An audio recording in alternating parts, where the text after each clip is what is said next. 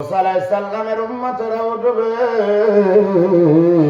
এরকম করে করে আপনার 1,24,000 নবী রাসূলের উম্মত গুলো উঠবে।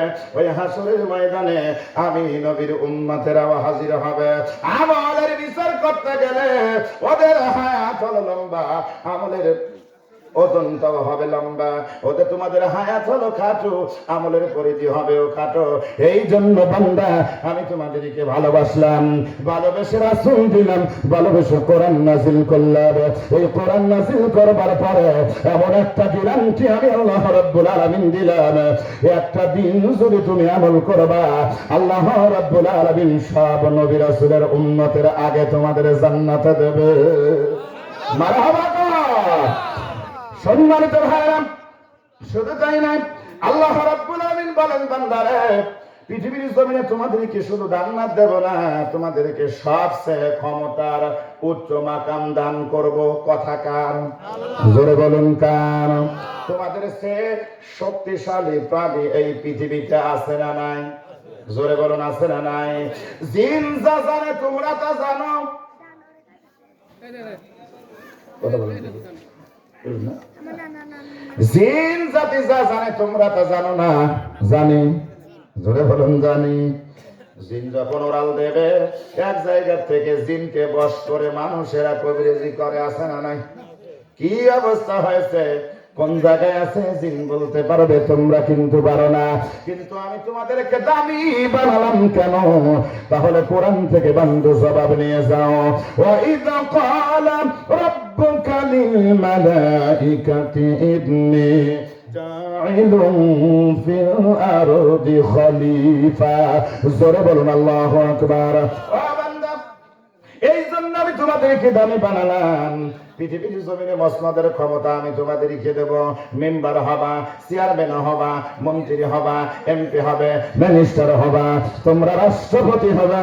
পৃথিবীর জমিনে সবচেয়ে ক্ষমতা আমি তোমাদেরকে দান করব। তোমাদেরকে দিয়ে এই রাষ্ট্রটা আমি পরিচালনা করব। আর এই রাষ্ট্রটা পরিচালনা হবে ইন্না নাহনু নাযালনা যিকরা ওয়া ইন্না লাহু লাহাফিজুন।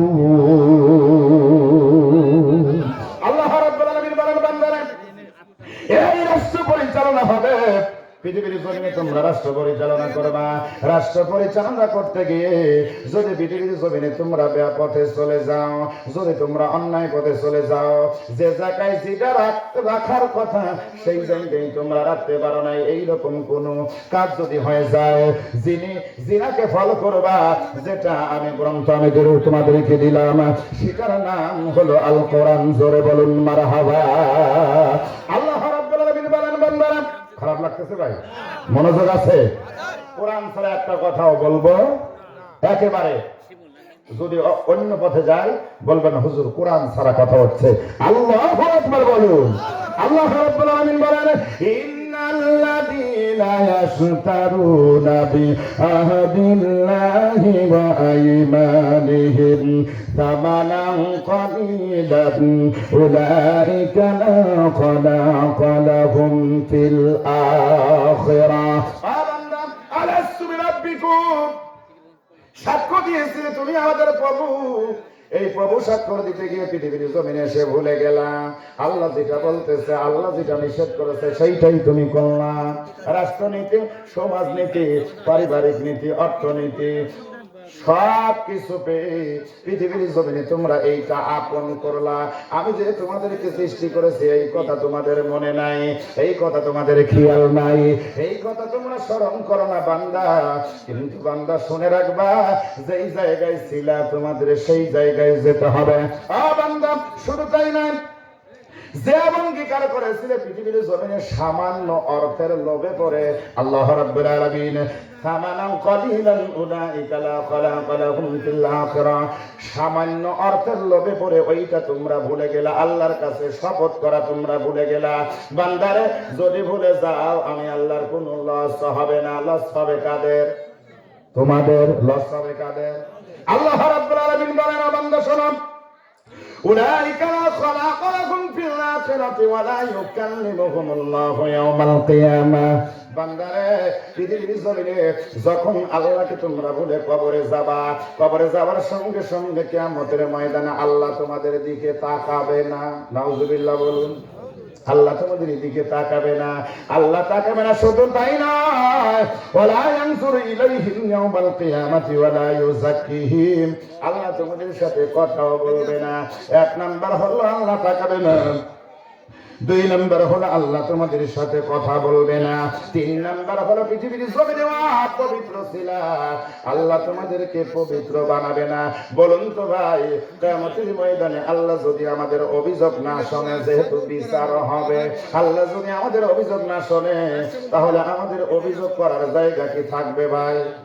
জোরে বলুন, থাকবে?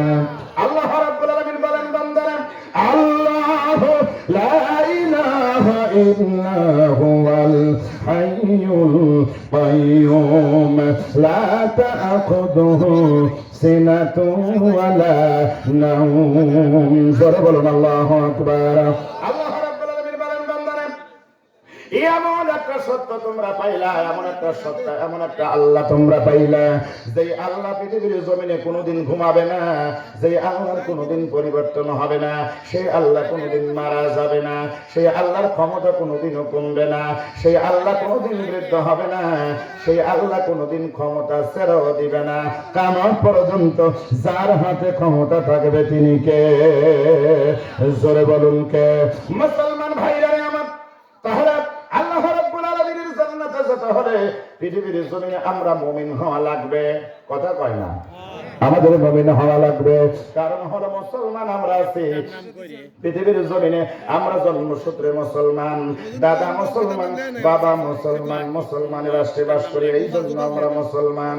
আমাদের কেউ যদি বলে কাফের, কেউ যদি বলে মুনাফিক, কেউ যদি বলে ফাসিক, আমরা মেনে নেব। জোরে কান, এটাও যদি আমরা মেনে না নেই, আল্লাহ রাব্বুল আলামিন বলেন, আল্লাযীনা ইয়াকুলুনা রাব্বানা আমান্না ফাগফির লানা যুনুবানা ওয়া কিনা আযাবান নার। জোরে বলুন আল্লাহু আকবার।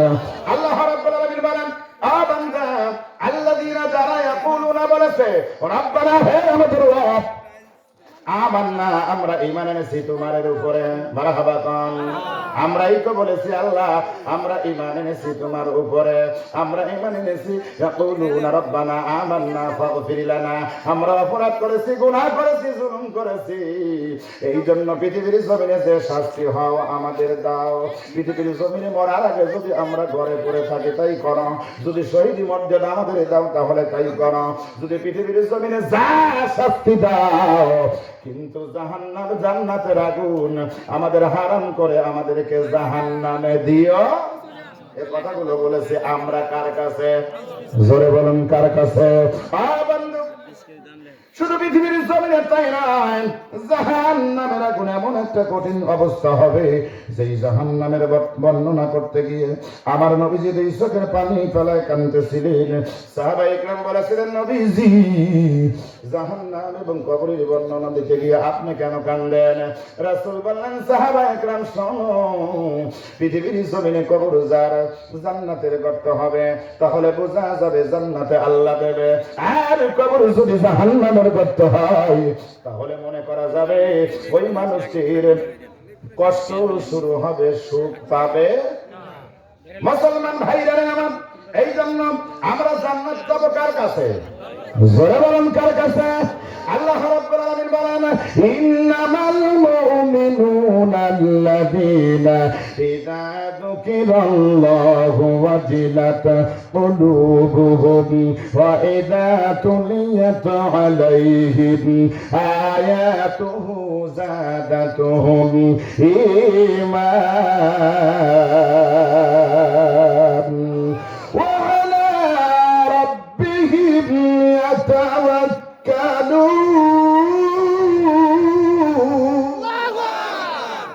আল্লাহ রাব্বুল আলামিন বলেন, বান্দারে, মুমিন যদি হতে চাও তাহলে কি করতে হবে? ইন্নামাল মুমিনুনা আল্লাযীনা ইযা যুকিরাল্লাহ।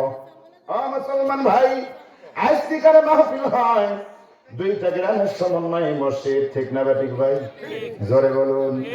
এই মসজিদ হয়তো যেদিন থেকে স্থাপনা তৈরি হয়েছিল, আমি ছোট্ট মানুষ পড়াশোনা করতাম, সেই সময় থেকে এই মানুষগুলো আমাকে মহাব্বত করে আনতো।